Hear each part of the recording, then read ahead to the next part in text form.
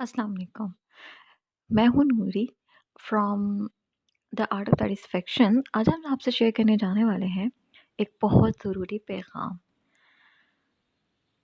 Web desk Pakistan में Saudi सफ़ीर ने कहा है, कोरोना वायरस की वबा के बावजूद हद मनसूख का अभी तक कोई फ़ैसला नहीं हुआ है, और अगर इस तरह का फ़ैसला किया गया तो सऊदी हुकूमत इसे बर वक्त हाजिर तक पहुँचाएगी।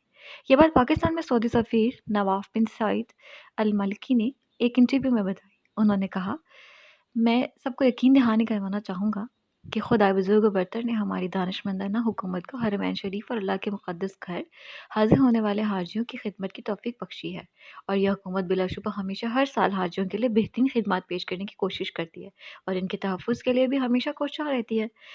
मैं आपको फिर यकीन दिलाता हूँ कि हज को मनसूख करने का कोई फ़ैसला अब तक जारी नहीं किया गया।